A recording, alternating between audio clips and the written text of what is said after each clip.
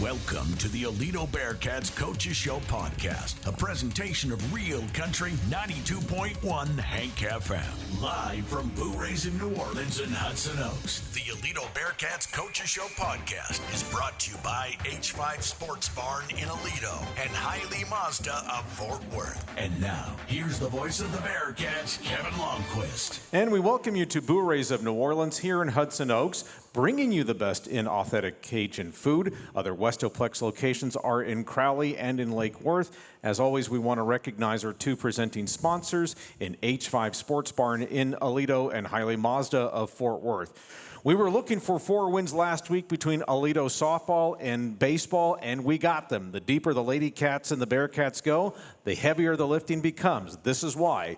Lady Cat softball is in the 5A, or should say is the now 5A Division I Region I champions.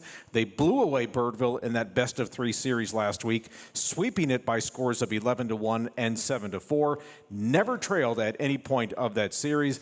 The Lady Cats are now 30-3. That's a record update for Coach Myers to my left. Now a trip to the 5A Division I state semifinals for the second straight year, but against the state's number 1 team and 35-1 Melissa. A 1-game playoff on Wednesday, a 6:30 first pitch over at Euless Trinity High School over in the Mid-Cities.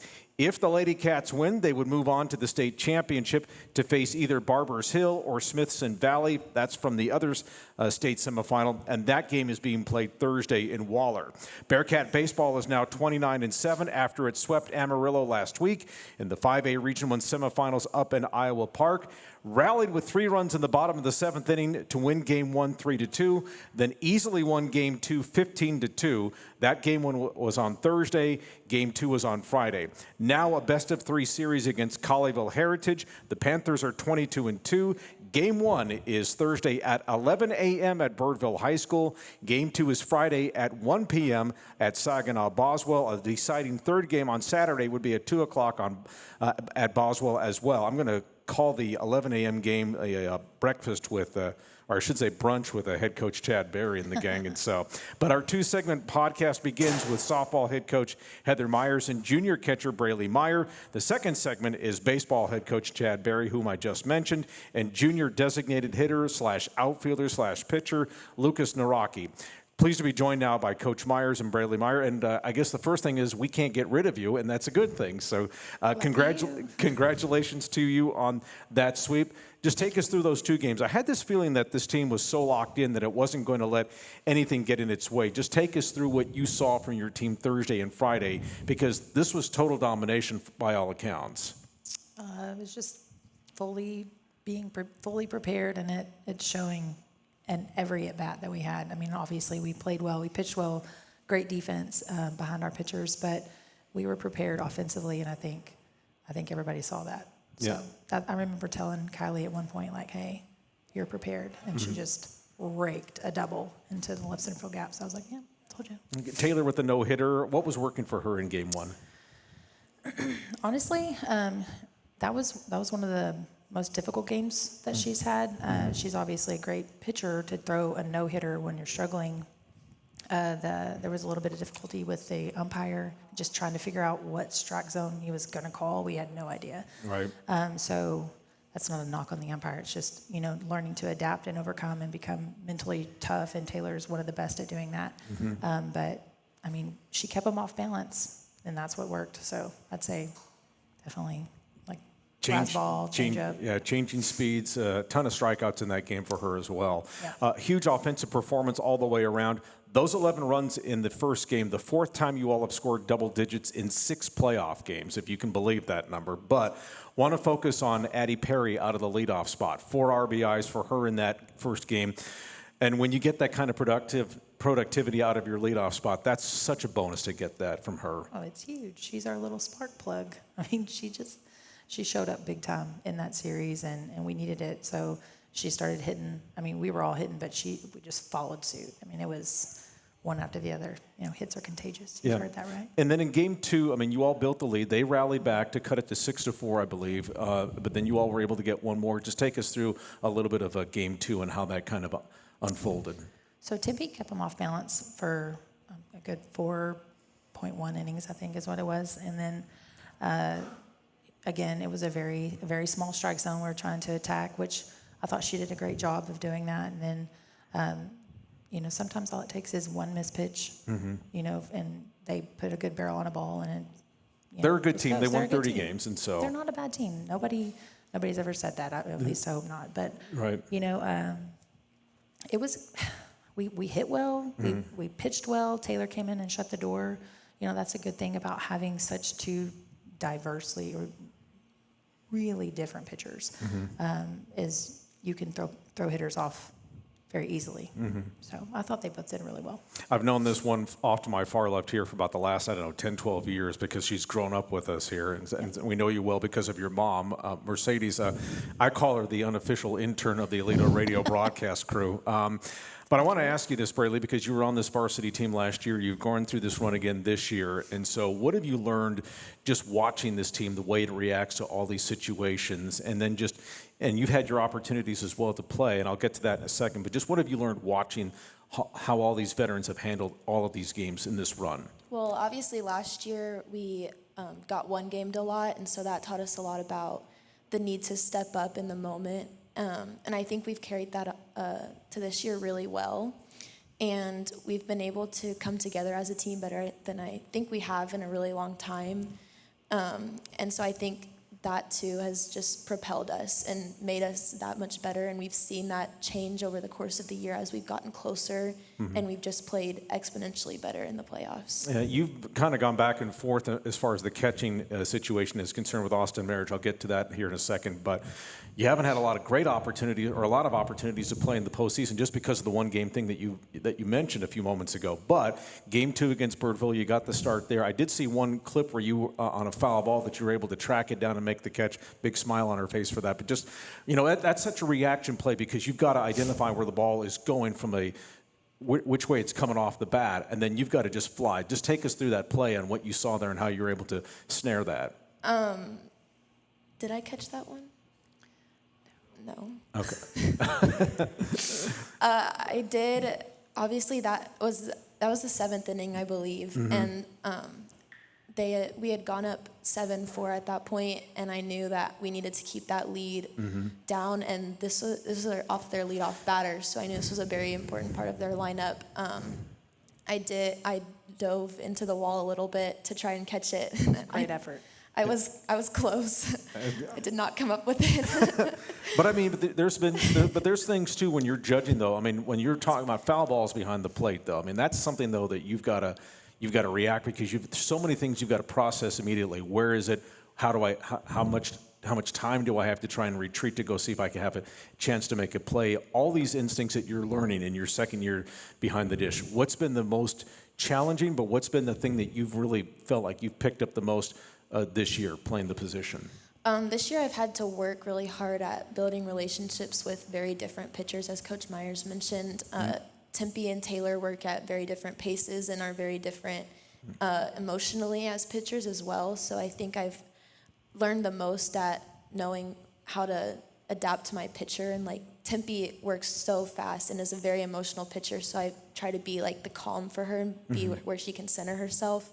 And Taylor is just so strong on the mound that I just know I need to be there and support her. So, okay, offensively, I'm sorry to interrupt you. Offensively this year, batting .364, a couple of home runs. What's been going well for you at the plate this year? I've been working really hard at just attacking the first pitch, attacking the first strike I see. That's usually when I have the most success, and just hitting the ball hard. If I can get a good barrel on the ball, that I'll do something. Okay. And Coach, I want to ask you about just watching her develop in your program. And you see so many of these underclassmen that have been coming through, some as freshmen, some as sophomores, but in her case, in her second varsity year, what have you seen in Breleigh's growth? She's always been a great catcher, very, very versatile, very willing to learn. That's one thing I love about Breleigh is she's coachable. So she's one of the best blockers that we have. She receives the ball well. So, she was a great receiver last year. I think her blocking has definitely gotten better this year. I think she just had her first pass ball all season. One in a season is insane.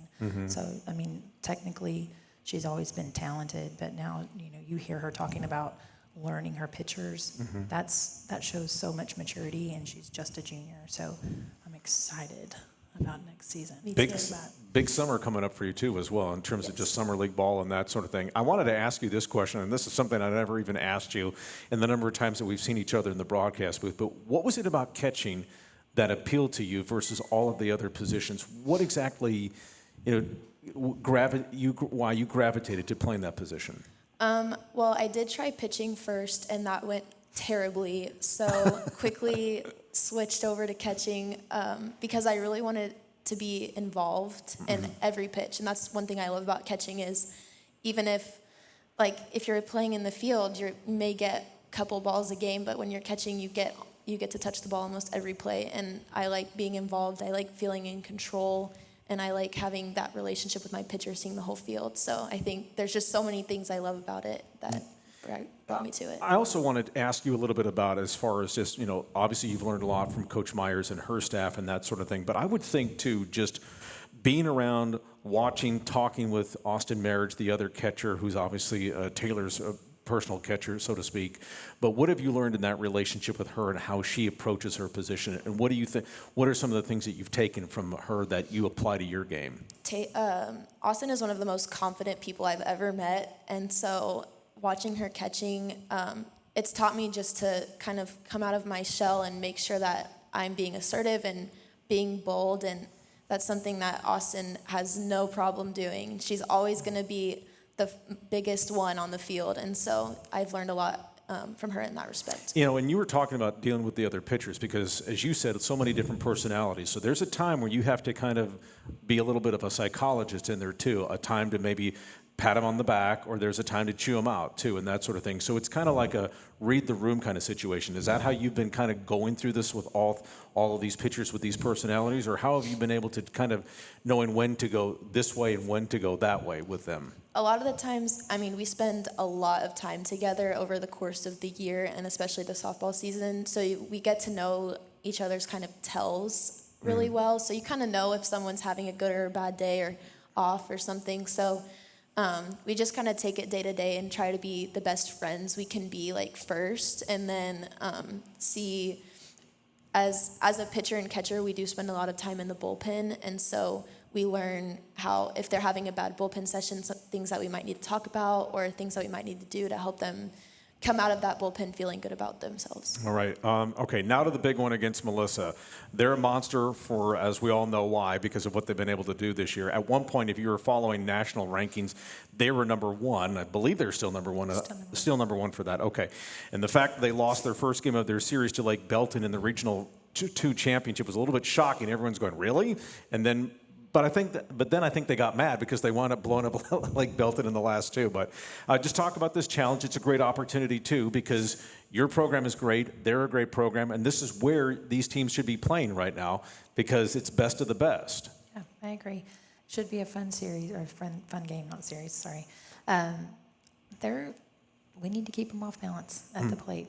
That we've talked to the pitchers today about what our game plan is and how to keep them off balance in the pitches we think that we need to throw and the locations we need to be at to get them to chase pitches or take the pitch, whatever it is. But obviously they're going to be talented, but we've got to keep them off balance at the plate. Defensively, we're just as good, if not better.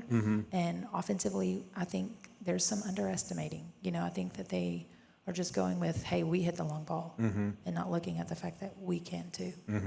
So I feel like we a little bit of an upper hand there. Speaking of home runs, I believe they've set the national high school record for home runs in a season with 118. Yeah. Their junior Kennedy Bradley has 24. Several others are in the 17 to 18 range. A few others like in the 10 to 12 range here. And I wanted to ask you about the one-game situation here because, there's obviously high risk, high reward with this, and you guys have dealt with this on the other side. You actually wanted to go one game with Melissa. Just take us into the psychology of going one game rather than series. So I watched all 3 games for Lake Belton, and what I noticed is that their hitters adapt really well. So where they didn't necessarily adapt in game 1, they came back game 2, and they had made adjustments. They had 2 days to do that, but they still made those adjustments. So I feel like we all feel like the coaching staff, and I believe some of the girls agree, that we have the pitching staff to keep them off balance for 7 innings enough to win the game. Because we're going to hit the line drives that we've always hit. We're not swinging for the fence. If it goes out, it goes out. But they have a habit of swinging for the fence. So that was the strategy. We're going to try to just keep them off balance and beat them in that one game so that they don't adapt to our pitching. Yeah, it's one thing too, because if they're going swinging for home runs and their swings get really long and that sort of thing, and then they open up the strike zone quite a bit. And so that's something where I'm sure if you're going to counter with Taylor, and we'll get to that here in a second, but on their side of the circle, you're probably going to see their dominant pitcher, Eloisa Mays, 29-0, ERA of 1.17. She has 214 strikeouts in 126 innings pitched. What's going to be key for your lineup? Because I know one thing, you've beaten my head over this many, many times about swinging for line drives, keeping it in play, making their defense get you out, that sort of thing, rather than trying to go, as we were talking about them a moment ago, swinging for the fences. But if you're hitting line drives and you're making contact, just what do you want to see out of your lineup against this young lady who's obviously having a phenomenal season? Presuming it's going to be her, and it should be her. It will be her. She's their only pitcher. Right. So we got to lay off the rise. She has a good rise. She has a good screwball. Her curveball breaks pretty well, and she has a nice changeup. She's got a lot of good pitches that work for her in a good sequence when they throw them. But we have to keep our eyes down and stay behind a changeup. So I feel like we can hit the screwball, we can hit the curveball. We're going to time that up very well. But we have to be disciplined to lay off the rise. And if we're going to hit the change, stay behind it. Okay. Now, on your side, you're probably going to counter with Taylor. And, of course, you have that depth with 4 arms. So in that case, in one game like this, coaches will, on baseball or softball, they're going to tend to have a short leash because in games like this, if it starts to get messy with one inning, they have to start thinking, how much do I let her go? How much do I not? So how do you look at this game? Because she's done a great job for you all year. You wouldn't be here without her, right. That sort of thing. But do you have to manage this game a little bit differently because of obviously what's at stake, and it's one shot and that's it? Yeah, we were talking about it as a staff, how this is going to look a little different. So we're going to have to talk to the girls, the pitchers specifically, about how this could look. Like it could be you pitched 2 innings and now we're putting somebody else in just to, again, keep them off balance. So Taylor may be pitching great and we may feel like it's time to change and then come back to Taylor or whatever. We're going to do whatever we need to do in order to win the game. Yeah. So if that means Taylor comes out earlier, then Taylor's going to come out earlier, and she fully understands that. So this is about team. This is not about one person. So every one of them have bought into the team, which is nice. So how we're going to approach it inning by inning, pitch by pitch. If we need to remove her, we will. If we need to put somebody else in, we will. We used to talk about, or at least to see in these previous state tournaments, how they used to seed these teams. You know, last year you all saw Harlingen South, and that was played down in Austin. And now it's the traditional playoff format like football does, or the other ones. We all switch now to where only the championship games are going to be played in Austin, and many are calling this game, if you will, the de facto state championship game, and that's no disrespect to the other state semifinal. But if you look at what you look at what you've done, you look at what they've done. I mean, does it stand to reason why a lot of people will look at this and say, well, this is kind of really going to be your state championship game, and the other game is just out there for spectators? I don't know. If they've seen Barbers Hill play, they might not be saying that because Right. Barbers Hill's really good. I've never seen Smithson Valley. I don't know anything about them, but I know Barbers Hill's good. So I think it goes back to like last year, the anticipation of us playing Melissa in the state championship game, and then we fell short, with Harlingen South. Everybody thought it should have been us. So I think that's playing into why they're saying that this is the state championship this year because of what it should have been last year, or what we think it should have been last year. But I don't know. I don't put anything into that. We just need to go. We need to play our game, and we need to win. If we come out on top, we come out on top. I mean, I don't care if it's considered a state championship to other people or not. Breleigh, talk about the opportunity to play in a game like this against a team like this. This is huge for us. I mean, we've talked about it. We talked about it today at practice. They are the #1 team in the nation, so the pressure's on them. And it's our job to come into that game and show them that we are a good team, that they are a beatable team, and just take care of business like we think we can. Okay. And then what's the key to making a game like this as normal as possible, do you think? I would say just believing in ourselves as a team, not letting the outside noise get too loud, staying within ourselves, knowing our game plan, trusting our coaches, trusting our preparation. I think all of those things will help us just know that we have it in control. All right. And if you all have any inspiration to draw from, that would have been at the NCAA softball tournament over the weekend where number 1 Texas A&M got knocked out at home by Liberty. And they also unfortunately made history by becoming the first number 1 seed in the 20-year history of this new NCAA tournament format for softball to not get to the regional or super regional round. So you got a little bit of that, so maybe a little bit of momentum. You could probably take some karma from that. But is it good? But just talk about, finally, Coach, as we wrap this up with you, about just being able to coach in a game like this. You've coached in a lot of big games. You coached them to the state semifinals last year, other big games in the past. But what's it like what's it like? Because this is the pinnacle. This is where all coaches want to be, is it in a circumstance like this. So what's the thrill for you for this? Well, I don't know. It's always exciting getting to call the pitches. I feel like everything is, I try to take everything so that the girls don't have to feel the pressure. I know we always talk about pressure as a privilege, and I believe that 100%. So calling the pitches, they just have to catch the ball, they just have to pitch the ball. And if it's a mistake, that's on me. Mm-hmm. So that's the fun part for me, is going out and beating hitters, because our pitchers are going to execute, and they do a really good job. So I mean, it's just fun being able to compete against very, very, very highly competitive players. You know, these kids are, I would say, all 9 of them are going to go Division I. They're talented ball players. Mm-hmm. So it's exciting to be able to get this opportunity.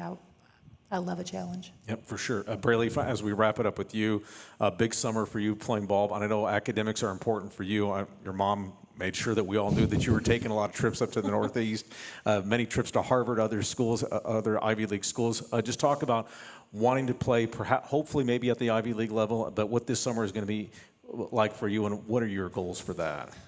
This summer, we're traveling a lot. We're going to be playing a lot of games, which is really exciting. I'm going to be going to a lot of camps. Hopefully, this is a really big summer in terms of recruiting, and I'm really fortunate to play on a team that is still playing, where a lot of my select teammates haven't been practicing for 5 weeks. And so I feel so prepared by this program, and I'm ready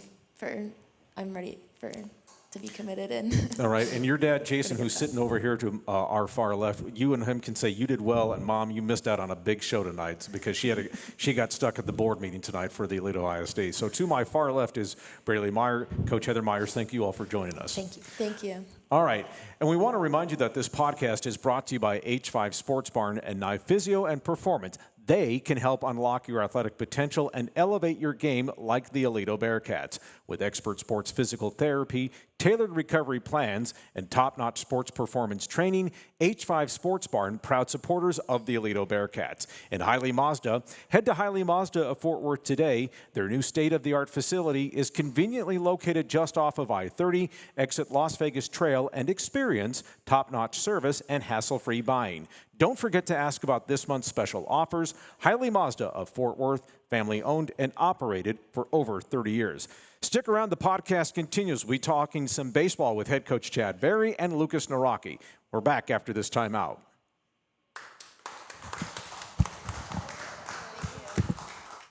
Back here on the Aledo Coaches Show podcast, I'm Kevin Lonnquist. We'll be joined by Chad Berry and Lucas Nawrocki here in just a few moments. One Aledo notable to tell you about, because we're right at the end of everything now, but other than the spring football season wrapped up last Wednesday over at Tim Buchanan Stadium. They had to move it up from a late start to a morning start because of the heat. However, it ended a little bit early with an injury to a player, but we're told that player is doing much better and is on his way to a complete recovery. But football season not too far behind. They're going to get started with workouts in mid-August. They're going to have their scrimmage, and then the season will start on August 29th at home when the Bearcats will take on Denton Guyer. Pleased to be joined by head coach Chad Berry and Lucas Nawrocki, and congratulations to you both on the sweep over Amarillo last week up in Iowa Park. I want to start off with game one, Coach, against them, down 2-0 going into the bottom of the seventh. You're on the on the ropes in that game, and I remember you talking about their senior left-hander who was throwing a bunch of off-speed stuff, and it seemed like he was really frustrating your lineup there. Then they bring in the hard-throwing freshman, the right-hander, to try and close things out, and that's when everything just kind of changed for you guys. What was the approach? Because you go from a lot of soft off-speed stuff to nothing but gas here. And so how did you manage that with your lineup there? I mean, we were just trying to get guys on base. When they brought the freshmen in, we had 2 on. I think we had 2 on. We had an out. We had 2 guys on base, and so I told our guys, I mean, the freshman is going to rely more on his fastball because his off-speed stuff's not nearly as fine as the seniors. And so I said, you're going to get more fastballs, so just look for a fastball. And, you know, we were able to capitalize on some pitches in the zone. All right. And then, Lucas, I want to ask you about taking us through this game against Amarillo because and we were talking about this last week with Coach and also with Landon Barnes last week about just, you know, when you get to this point of the season, everything gets deeper. The deeper you go, the more, for lack of a better word, pressure. It just the magnitude of it, I think, starts to increase more. So I'm sure there were some frustrations that you all were dealing with facing this lefty through the first 6 innings of the game. And then you have to turn around and face a hard-throwing right-hander, as Coach talked about. So how did you change yourself mentally? And I'll get to your game-winning hit here in a second, but just how do you have to change your approach mentally from what you saw to what you're about to see? Yeah, I mean, with the senior, all the off-speed he's throwing, all you're thinking about is trying to stay back. And, you know, he'll try to blow up that fastball by you, and, you know, that'll get on you. But, you know, with the senior, you stay back, try to hammer something the other way. But, you know, it gets really difficult when his slider's that good. Yeah. And with that freshman, I mean, you just kind of flip your approach, just hunting straight fastball. And, I mean, you just ambush that fastball. But, I mean, I came in bases loaded, so that's all I was looking for. Okay. And, yeah. All right, so take us through the at-bat because it's the game-winning 2-run single, just what you're seeing there. And, by the way, that play at the plate to win it for you guys, I mean, that was bang, bang. I saw like 3 different clips of that. So, but just take us through what you saw there and what you're trying to accomplish on that. Yeah, I mean, coming in, bases loaded, 1 out. I knew he was going to try to get in the zone early with that fastball. And, I mean, he painted a 2-seam, low and away, first pitch. I knew he was going to go straight back to it, trying to double up on it and get me down 0-2. I just jumped on it, took it the other way, and walked it off. Yeah, and when you're seeing that play at the plate, I don't even know, were you able to catch it at the plate, or because you're circling first base, and so what's your reaction like, saying get down, or? I kind of stood there and watched. I mean, just so many emotions were going through. Once I saw that first run come and tie up the game, I was just hoping he was going to beat out the throw. Okay, and then, Coach, I want to ask you about, because Game 2 seemed like a release. I mean, you blow them out 15-2. Landon Bard's huge game, triple home run RBI, Noah Graham grand slam. I mean, what kick-started it for you guys? I think we knew going into it, and the talk we had before the game was, you're going to see the freshmen today. They're going to bring him back. They tried to steal Game 1 last night and bring him in to close. And I said, let me interrupt you for a second. They had no choice. They knew probably you all were the better team, so they had to try and steal it. Sure, so. Absolutely. And you know, as I looked back on that, I was like, this could be really good for them. It could be really bad for them. And you know, if it was good, then the kid comes in and closes out Game 1, and then he's got a lot of confidence going into the next day. But I was kind of looking at it after the game, going, the last memory that kid has is coming in and giving up 3 straight hits, and this team got walked off. And I said, he's got to regroup tonight as a freshman, which that's, you know, he's a young kid still, and have to come back and put his team on his shoulders and try to pitch them into a Game 3. And that was the message I sent to our kids that morning, was the kid's probably a little unsure of himself. I was like, if we get a chance to jump on him early and score some runs early, that's going to really possibly throw them into a loop. Yeah. And it worked out for us. The wind was blowing out that day, so everything we hit hard Friday night that got caught at the warning track with the wind blowing in, everything we hit up hard in the air on Friday afternoon was leaving the yard. And I think we hit 2 home runs in the first inning. Okay, and that's how you kind of got your start. Lucas, I want to ask you real quickly about just the mentality of being an upperclassman facing an underclassman. You obviously had the game-winning hit on Thursday. Is there a mental advantage that you think an upperclassman has over an underclassman there, or how do you view that? Because obviously you just talked about anticipating that he was going to come back with the same pitch that you hit for the game-winning signal, but just talk about the mentality of a freshman versus a junior or senior, unless someone just has an uncommon mentality, bulldog mentality. What's that like? Yeah, I mean, I think I definitely have the advantage on the underclassmen. I mean, they're used to blowing that fastball by the younger kids all the time, and that's their go-to pitch. They're going to try to get ahead of the count all the time with it. And so as an upperclassman, you've seen that a lot more than the guys that they've been throwing that to. So you just kind of punish it a lot better than what they're used to. All right, so let's talk about this lineup. I've talked to many of your teammates about how things have been clicking so far this year and how you all have each picked each other up. You're hitting in the 4th spot. I'll get to your silly numbers here in a second, but let's just talk about what's been clicking, why this lineup has, if you will, no weakness in it. Because mainly in high school lineups, you're probably going to go 6 deep, but it looks like you guys can go all 9 if you want to. Just talk about this lineup. Yes, sir. I mean, we put in so much work, and all this hitting that's going on, we're getting hot at the right time. And I've said that before. There's no weakness in this lineup. Everybody's driving the ball hard. I guess there's a little bit of struggle in the beginning, but that's expected. But I mean, we're heating up really nice. Yeah, you are, and you've been heating up all year long. You're hitting on the cleanup spot. These are these silly numbers for Lucas Nawrocki, batting .529, an on-base percentage of .673, total of 36 hits, 10 doubles, 2 triples, 3 home runs, 35 RBIs. And that's a lot of that is you, but some of that is protection in your lineup too, where guys are getting on base. You get a lot of fastballs because of what's behind you, that sort of thing. But congratulations on your season. Could you have even imagined something like this? I surprised myself a little bit, but I put in a lot of work in the off season, so I'm proud. Okay, I would be too if I were you. For both, I was going to say, I mean, what have you seen in his approach at the plate maybe that's different this year as opposed to last year, aside from maturity? I think a confidence level. I think last year he was a sophomore.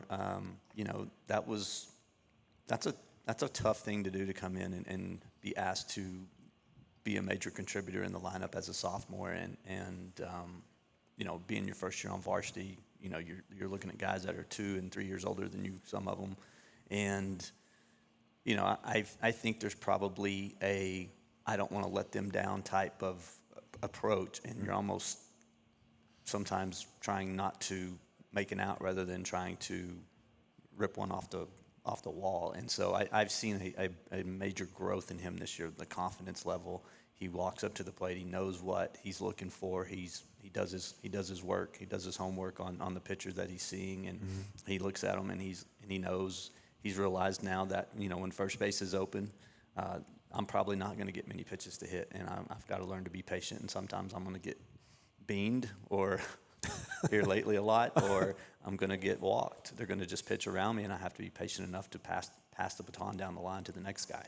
Yeah. And so that's been really nice to see. And then when they have had to pitch to him, he makes them pay for it. Yeah, for sure. Now, I want to ask you about just the length of the season. You all are into your, if you will, 4th full month of playing games, because you started around this time in February. You actually started workouts in January. So it's been baseball, nothing since mid-January. And so what's the key to kind of staying fresh and making sure that you're still being able to play at a high level? I'll ask you this first, Lucas, and then I'll ask you about this, Coach, about just managing your team to get through a season like this. But, Lucas, what's important to kind of, as you're getting this deep into the season, and even though you get 5 days or 4 days off during a week, you still got to grind through 2, maybe 3 games a week.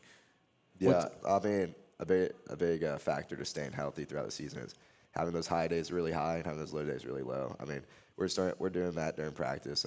We'll have, if we got a 3-game series coming up, the day before we go play that 3-game series, it's gonna be really low. And those Tuesday, Wednesday, or Monday, Tuesday practices will be a little bit heavier to get the work done, and then Wednesday let the body recover and get ready to play. For sure. And then, Coach, about just navigating your team through a season that's getting this deep and this long. I mean, by this time of the year, the physical part of the game, the ground balls, the reading fly balls and things like that, all of that, the fundamentals, it's there. Now you're just kind of trying to stay sharp with your timing at the plate, with your fielding, and then making sure when teams are going to run their offenses, whether it be the bunt game or the first and third stuff, that you're just up on top of that, and you're just kind of going over that each week. But the workload actually lightens for us, and it's all about just getting the reps you need to stay sharp and keep your timing right, and really focusing more on the mental side of it. Sure. Okay, so let's just talk a little bit about Colleyville Heritage. You saw them last year in the area round. A good number of their faces are back, of course. What's different about them maybe, or maybe what's the same about them?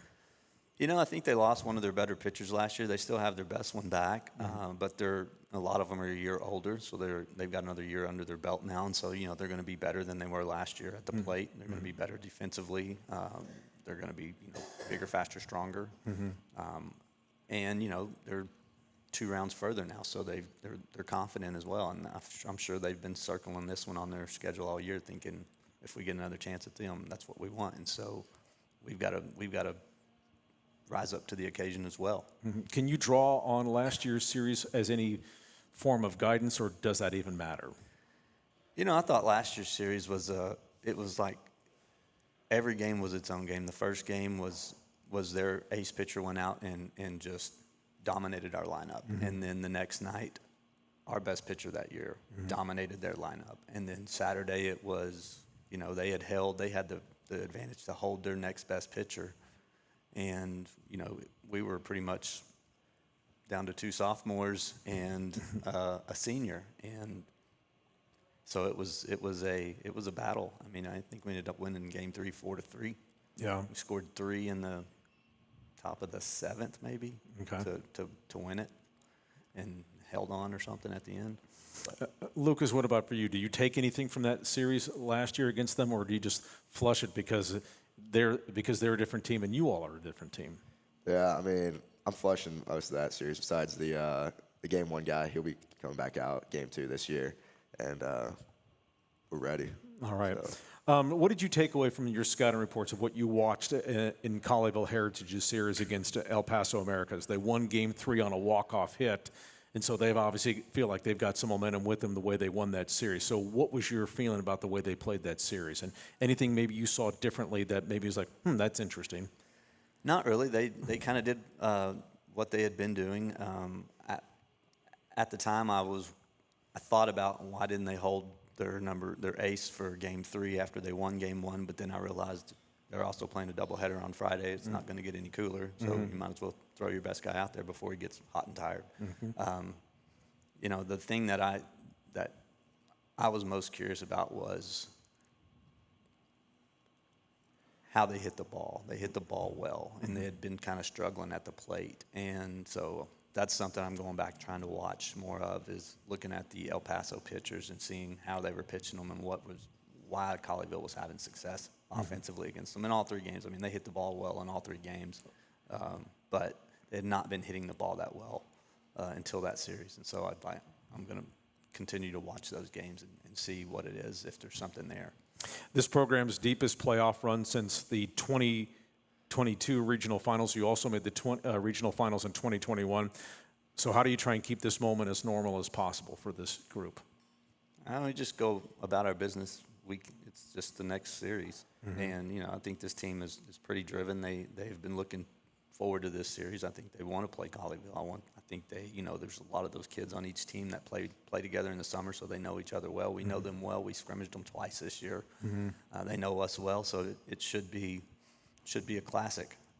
And then, Lucas, what's that like for you, being the opportunity? I was asking Breleigh this about their opportunity against Melissa, and of course you all know what's at stake, a trip to the state semifinals. But what's it like to play in a series like this? Because this is the deepest run for you. You guys got to the semifinals last year, but now you're one step closer. So what's that like to have this opportunity? Yeah, it's definitely special, but you can't let that opportunity get too big. I mean, we've been doing what we've been doing, and just keep doing that. We're going to be fine. And if you let that opportunity get too big, get ahead of yourself, that's where things start to snowball on you. So just keeping it like a normal series, and we'll be just fine. And to another topic for you, just tell us about what your summer entails. Tell us a little bit about anything going on recruiting-wise with you, schools that you're talking to, if you have any offers. What's kind of your summer plans right now in college-wise? Yeah, most of the recruiting kind of happened in the fall and the summer, last summer. This summer, it's kind of just going out on the circuit, go travel the country and playing from some bigger eyes. And, I got some opportunities to go play at some nice schools, and that's really, really special. Any schools you care to share that might have shown some early interest or anything of that nature? I like to keep the schools to myself, Okay. but That's right, because if you share it, then it's going to go out all broadcast wide. And so, but the opportunity, though, you want to play in college. What's that like for you, having that opportunity to know that you have a chance and someone's really interested in your talents? It's really special. I mean, I've dreamed it as a kid, worked really hard for it. Just blessed that it happened. Sure. Final thoughts, Coach Barry, about just this weekend coming up. And again, it's a great weekend of hardball for both these programs here. So what does that mean, though, for, and again, the Aledo athletic program has enjoyed success throughout, from the beginning of the fall back in August to where we are now at getting toward late May. What's that say about just overall for this program, the entire athletics program, to have each program have a great measure of success? I think it says a lot about the community, a lot about the kids that go to school here, that they want to, they come out here to compete because they want to be great at whatever it is that they do. And I think you see that throughout the school. It doesn't matter what sport or activity that they're involved in. I think it's kind of a culture of excellence. Yeah. And that's, it's a pretty special place. For sure. We want to remind everybody, too, that the softball team plays its state semifinal game, the 5A Division I, on Wednesday, a 6:30 first pitch at Euless Trinity against Melissa. And then the baseball team begins its best-of-3 series against Colleyville Heritage. Game 1 is Thursday at 11 o'clock at Birdville High School. Game 2 is Friday at 1 o'clock at Saginaw Boswell High School. And then if they need a deciding third game, it'll be Saturday at 2 o'clock, also at Boswell. So to my far left is Lucas Nawrocki, head coach Chad Barry. Thank you all for being with us. All right. And we want to remind you that this Aledo Coaches Show podcast is brought to you by H5 Sports Barn and Nye Physio. They can help unlock your athletic potential and elevate your game like the Aledo Bearcats. With expert sports physical therapy, tailored recovery plans, and top-notch sports performance training, H5 Sports Barn, proud supporters of the Aledo Bearcats. And by Hiley Mazda. Head to Hiley Mazda of Fort Worth today. Their new state-of-the-art facility is conveniently located just off of I-30. Exit Las Vegas Trail, and it's an experienced top-notch service and hassle-free buying. Don't forget to ask about this month's special offers. Hiley Mazda of Fort Worth, family-owned and operated for more than 30 years. Remember, this podcast lasts as long as these team seasons last, so we want them to go into June. So let's keep our fingers crossed for that. It's been a fun ride with them so far. We will have at least one more next Tuesday here from Breleigh of New Orleans on Tuesday, May the 27th, the day after Memorial Day. So for my engineer, Brian Torres, and the Hank FM promotion staff, I'm Kevin Lonnquist. Thank you for being with us each week. We'll talk to you all next Tuesday from Breleigh of New Orleans here in Hudson Oaks for the Aledo Coaches Show podcast. So long, everyone. Thanks for listening to the Aledo Coaches Show podcast, brought to you by H5 Sports Barn in Aledo and Hiley Mazda of Fort Worth. With the voice of the Bearcats, Kevin Lonnquist. Please like and subscribe to this podcast and tell a friend. You're also welcome to join us every Monday night at 7 for Breleigh of New Orleans in Hudson Oaks. It's the Aledo Coaches Show podcast, a presentation of Real Country 92.1 Hank FM.